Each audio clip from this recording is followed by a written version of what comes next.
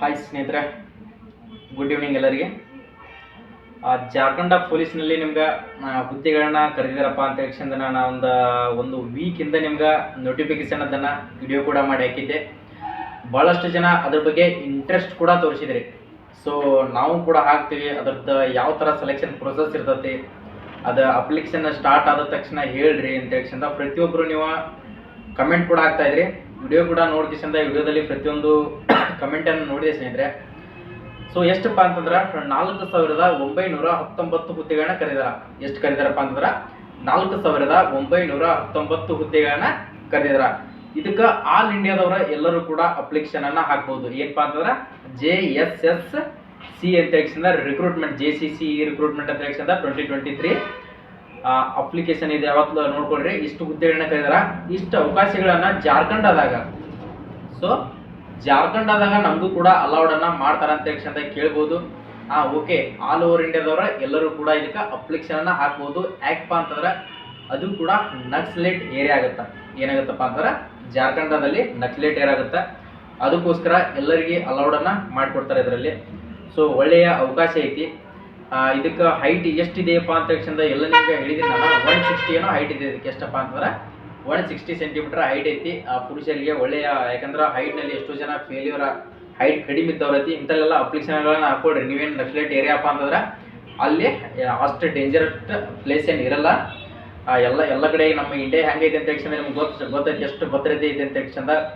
ಏನೂ ಒಂದು ತೊಂದರೆ ಆಗ್ಲಾರ್ದಂಗೆ ಇಟ್ಟೈದೆಲ್ಲ. ಈಗ ಆರ್ಮಿಯಲ್ಲಿ ಆಯಿತು, BSF ಬಾರ್ಡರ್ ಸೆಕ್ಯೂರಿಟಿ ಫೋರ್ಸ್ ಆಯಿತು, ಎಲ್ಲದರಲ್ಲಿ ಗಡಿ ಭದ್ರತಾ ಪಡೆಯಲ್ಲಿ ಬಂದೋಬಸ್ತೆ ಎಲ್ಲ ಐತಿ, ಏನೂ ಪ್ರಾಬ್ಲಮ್ ಆಗಲ್ಲ. ಸೊ ಅಪ್ಲಿಕೇಶನ್ಗಳನ್ನು ಹಾಕ್ಕೊಡ್ರಿ. ಅಪ್ಲಿಕೇಶನ್ ನಾವು ಹೇಳಿದ್ದೆ 15ನೇ ತಾರೀಕು ಜನವರಿ 15ಕ್ಕೆ ನಿಮ್ಮ ಅಪ್ಲಿಕೇಶನ್ ಕೂಡ ಸ್ಟಾರ್ಟ್ ಆಗುತ್ತೆ ಅಂತ ಹೇಳಿ ನಾನು ವಿಡಿಯೋನ ಮಾಡಿ ಹಾಕಿದ್ದೆ. ಅದು ಅಪ್ಲಿಕೇಶನ್ನ ಡೇಟನ್ನು ಬೇರೆ ಚೇಂಜ್ ಮಾಡಿದ್ರೆ. ಏನು ಮಾಡಿದ್ರಪ್ಪ ಅಂತಂದ್ರೆ, ಯಾವಾಗಿನ ಡೇಟನ್ನು ಅಪ್ಲಿಕೇಶನ್ ಯಾವಾಗ ಸ್ಟಾರ್ಟ್ ಮಾಡ್ತೀವಪ್ಪ ಅಂತಂದ್ರೆ ಇದೇ ತಿಂಗಳ 22/1/2024 ನಿಮ್ಮ ಅಪ್ಲಿಕೇಶನ್ ಕೂಡ ಸ್ಟಾರ್ಟ್ ಆಗುತ್ತೆ. 22 ಯಾವಪ್ಪ ಅಂತಂದ್ರೆ ನಾಳೆ ದಿನನ ನಿಮ್ಮ ಅಪ್ಲಿಕೇಶನ್ ಕೂಡ ಸ್ಟಾರ್ಟ್ ಆಗುತ್ತೆ.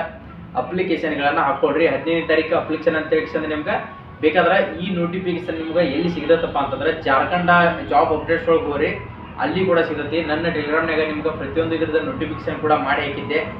ಸೊ ಅಲ್ಲಿ ಏನಾದರೂ ನೋಡ್ಕೋಬೇಕು ಅನ್ಕೊಂಡಿದ್ರೆ ನಿಮ್ದು ಜಾರ್ಖಂಡ ಆಫೀಷಿಯಲ್ ವೆಬ್ಸೈಟ್ನಾಗ ಹೋದ್ರಿಪ್ಪ ಅಂತಂದ್ರೆ ಜಾರ್ಖಂಡ ಪೊಲೀಸ್ ಒಳಗಡೆ ನಿಮ್ಗೆ ಇದ್ರದ್ದೆಲ್ಲ ಡೀಟೇಲ್ ಆದಂಥ ಅಲ್ಲಿ ಹೋಗಿ ನೀವು ಅಪ್ಲಿಕೇಶನ್ಗಳನ್ನ ಹಾಕ್ಕೊಡ್ರಿ. ಯಾವುದೇ ಒಂದು ಹೊರಗಂದ ಸೈಟಿನಾಗ ಏನಾದರೂ ಲಿಂಕ್ ಕೊಟ್ಟಿದ್ರಪ್ಪ ಅಂತಂದ್ರೆ ಅಪ್ಲಿಕೇಶನ್ಗಳನ್ನು ಹಾಕ್ಕೊಳಕ್ಕೆ ಹೋಗ್ಬೇಡ್ರಿ. ಯಾವುದೇ ಒಂದು ಜಾಬ್ ಅಪ್ಲಿಕೇಶನ್ಗಳನ್ನು ಹಾಕ್ಕೊಡ್ರಿ.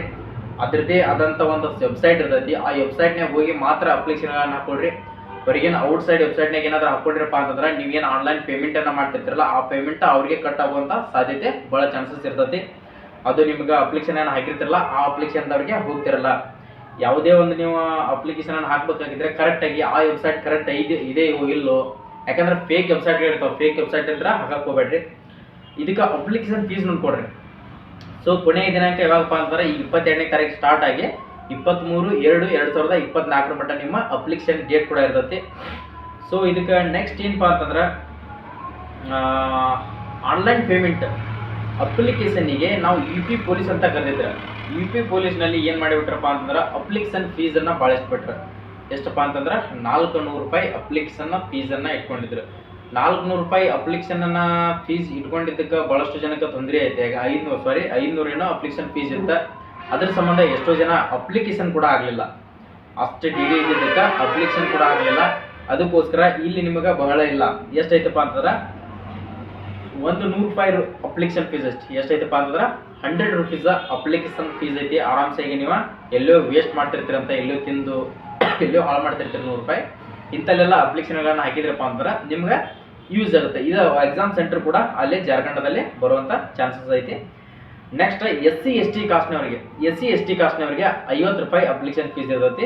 ಎಷ್ಟಿರ್ತಪ್ಪ ಅಂತಂದ್ರೆ 50 ರೂಪಾಯಿ ಅಪ್ಲಿಕೇಶನ್ ಫೀಸ್ ಇರ್ತೈತಿ. ಅವ್ರಿಗಿನ ಅರ್ಧ ಕಡಿಮೆ ಇರುತ್ತೆ ನಿಮ್ಗೆ ಜನರಲ್ ಕಾಸ್ಟ್ನವ್ರಿಗೆ ಅದಕ್ಕಿನ. ಸೊ ನೆಕ್ಸ್ಟ್ ಸ್ಟಾರ್ಟಿಂಗ್ ಡೇಟ್ ಹೇಳಿದೆ. ನಿಮ್ಗೆ ಏಜ್ ಎಷ್ಟು ಬೇಕಾಗುತ್ತಪ್ಪ ಅಂತಂದ್ರೆ ಏಜ್ ನೋಡ್ಕೊಡ್ರಿ. 18ರಿಂದ 25 ಏಜ್ ಇದ್ದವ್ರು ಇದಕ್ಕೆ ಅಪ್ಲಿಕೇಶನನ್ನು ಹಾಕ್ಬಹುದು. ಎಷ್ಟಪ್ಪ ಅಂತಂದ್ರೆ 18 ವಯಸ್ಸಿಂದ ಹಿಡಿದ 25 ಏಜ್ ಇದ್ದವರು ಕೂಡ ಇದಕ್ಕೆ ಆನ್ಲೈನ್ ಮುಖಾಂತರ ಅಪ್ಲಿಕೇಶನನ್ನು ಹಾಕಕ್ಕೆ ಎಲಿಜಿಬಿಲಿಟಿ ಇರ್ತೀರಿ. ಅದೇ ಥರನಾಗಿ ವುಮನ್ ಕ್ಯಾಂಡಿಡೇಟ್ಗಳಿಗೆ ಯಾರಾದರೂ ಮಹಿಳೆಯರು ಕೂಡ ಅಪ್ಲಿಕೇಶನ್ಗಳನ್ನ ಹಾಕ್ತೀನಿ ಅಂದ್ಕೊಂಡಿದ್ರೆ ನಿಮ್ಗೆ 28 ಏಜ್ ಮಟ್ಟ ಅವಕಾಶಗಳಿರ್ತವೆ. ಎಷ್ಟಿರುತ್ತಪ್ಪ ಅಂತಂದ್ರೆ 28 ಏಜ್ ಮಟ್ಟ ನಿಮ್ಗೆ ಅವಕಾಶ ಇರ್ತೈತಿ. ಅದೇ ಥರನಾಗಿ OBC ಕ್ಯಾಟಗರಿ ಅವರಿಗೆ 27 ಏಜ್ ಮಟ್ಟ ಐತಿ. SC ST ದವರಿಗೆ 30 ಏಜ್ ಮಟ್ಟ ಅವಕಾಶ ಐತಿ. ಇದಕ್ಕೆ ಕ್ವಾಲಿಫಿಕೇಶನ್ ಏನು ಬೇಕಾಗುತ್ತಾ? ಸೊ ಕ್ವಾಲಿಫಿಕೇಶನ್ನ ಬಹಳ ಏನಿಲ್ಲ, ಜಸ್ಟ್ ಬರೀ 10ನೇ ತರಗತಿ ಮುಗಿದಿದ್ರೆ ಸಾಕು. ಏನಪ್ಪ ಅಂತಂದ್ರೆ 10ನೇ ತರಗತಿ ನೀವು ಮುಗಿಸಿದ್ರಪ್ಪ ಅಂತಂದ್ರೆ ಇದಕ್ಕೆ ಅಪ್ಲಿಕೇಶನನ್ನು ಹಾಕಬಹುದು. ಯಾವುದೇ ಒಂದು PUC ಸೈನ್ಸ್ ಬೇಕಂತಿಲ್ಲ, ITI ಬೇಕಂತಿಲ್ಲ, BSc ಬೇಕಾಗಿಲ್ಲ, ಡಿಗ್ರಿ ಯಾವುದೇ ಒಂದು ಡಿಗ್ರಿ ಬೇಕಂತೇನಿಲ್ಲ. 10ನೇ ತರಗತಿ ಮುಗಿದಿತ್ತಪ್ಪ ಅಂತಂದ್ರೆ ನಿಮ್ಮ ಅಪ್ಲಿಕೇಶನ್ ಕೂಡ ಇದಕ್ಕೆ ಹಾಕಬಹುದು. ಸೊ ನಾನು ನಿಮ್ಗೆ ಮೊದಲು ಹೇಳಿದ್ದೆ, ಅಪ್ಲಿಕೇಶನ್ ಸ್ಟಾರ್ಟ್ ಆದ ತಕ್ಷಣ ಒಂದು ವಿಡಿಯೋನ ಮಾಡಿ ಹಾಕ್ತೀನಿ ಅಂತ ಹೇಳಿ. ಅಪ್ಲಿಕೇಶನ್ ಸ್ಟಾರ್ಟ್ ಆಗಲಿಲ್ಲ, 15ನೇ ತಾರೀಕು ಡೇಟನ್ನು ಕೊಟ್ಟಿದ್ರೆ ಆ ಡೇಟನ್ನು ಎಕ್ಸ್ಟೆಂಡ್ ಮಾಡಿದಕ್ಕೋಸ್ಕರ ಸೊ ಎಷ್ಟೋ ಜನ ಇದ್ರ ಬಗ್ಗೆ ಬಹಳಷ್ಟು ಜನ ಇಂಟ್ರೆಸ್ಟ್ನ ತೋರಿಸಿದ್ರಿ, ನಾ ಹಾಕ್ತೀನಿ ನೀ ಹಾಕ್ತೀನಿ ಅಂತ ಹೇಳಿ. ಅದಕ್ಕೋಸ್ಕರ ಇದರದ ಪ್ರತಿಯೊಂದು ಇನ್ಫಾರ್ಮೇಷನ್ ನಾನು UP ಪೊಲೀಸಿಂದು ಕೂಡ ಪ್ರತಿಯೊಂದು ಇನ್ಫಾರ್ಮೇಷನ್ ಅನ್ನು ನಿಮ್ಮ ಮುಂದೆ ಕೊಟ್ಟಿದ್ದೆ.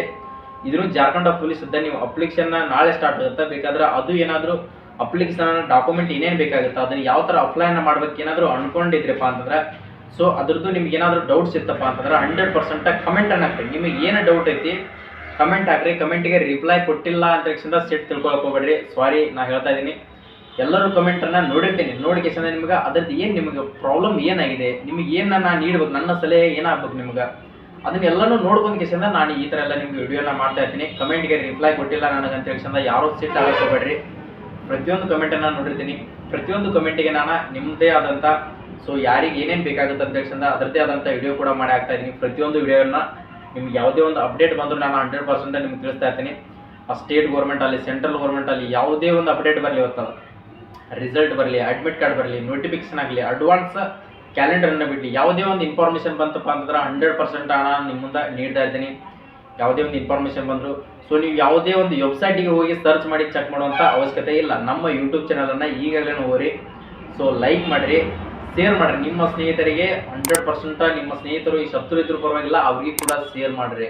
ಶೇರ್ ಮಾಡಿ ಸಬ್ಸ್ಕ್ರೈಬ್ ಮಾಡ್ಕೋದ್ರಿ. ಪ್ಲೀಸ್ ಸಬ್ಸ್ಕ್ರೈಬ್ ಮಾಡಿಟ್ಕೊಂಡ್ರಪ್ಪ ಅಂತಂದ್ರೆ ಇದರಿಂದ ಏನು ವೇಸ್ಟ್ ಆಗಲ್ಲ, ಎಲ್ಲೋ ಟೈಮನ್ನು ವೇಸ್ಟ್ ಮಾಡ್ತಾ ಇರ್ತೀರಿ. ಸೊ ನಮ್ಮ ವಿಡಿಯೋಗಳನ್ನು ಡೈಲಿ ಒಂದು 5 ನಿಮಿಷ ಇಲ್ಲಿ ಟೈಮ್ ಕೊಟ್ರಪ್ಪ ಅಂತಂದ್ರೆ ಯಾವ ಜಾಬನ್ನು ಕರೆದಿದಾರ, ನಾವು ಅದಕ್ಕೆ ಎಲಿಜಿಬಿಲಿಟಿ ಆಗ್ತೀವೋ ಇಲ್ಲೋ, ಆಗಲಿಲ್ಲ ಅಂದ್ರೆ ತಮ್ಮಗಾದ್ರೂ ಯೂಸ್ ಆಗುತ್ತಾ, ಅಣ್ಣಗಾದ್ರೂ ಯೂಸ್ ಆಗುತ್ತಾ, ಅಕ್ಕಗಾದ್ರೂ ಯೂಸ್ ಆಗುತ್ತಾ, ತಂಗಿಗಾದ್ರೂ ಯೂಸ್ ಆಗುತ್ತೆ ಅಂತ ಹೇಳಿ ಪ್ರತಿಯೊಂದು ಇನ್ಫಾರ್ಮೇಷನ್ ಒಂದಿಲ್ಲ ಒಂದು ಯೂಸ್ ಆಗ್ತಾ ಇರ್ತೈತಿ.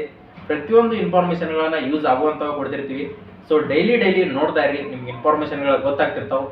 ಸೊ ಇನ್ನೂ ಏನಾದರೂ ಇದ್ರ ಜಾರ್ಖಂಡ್ ಪೊಲೀಸ್ ಬಗ್ಗೆ ಏನಾದರೂ ಡೌಟ್ ಇತ್ತಪ್ಪ ಅಂದ್ರೆ ಇದ್ರದ್ದು ಎಕ್ಸಾಮ್ ಯಾವ ಥರ ಇರ್ತೈತಿ, ಯಾವ ಲ್ಯಾಂಗ್ವೇಜ್ನಾಗ ಇರ್ತೈತಿ, ಫಿಸಿಕಲ್ ಎಷ್ಟಿದೆ, ಯಾವ ಥರ ಫಿಸಿಕಲ್ ಕೂಡ 10 ಕಿಲೋಮೀಟರ್ ಐತಿ, ಆರಾಮ್ಸೆಯಾಗಿ ಕವರನ್ನು ಮಾಡ್ಕೋಬೋದು.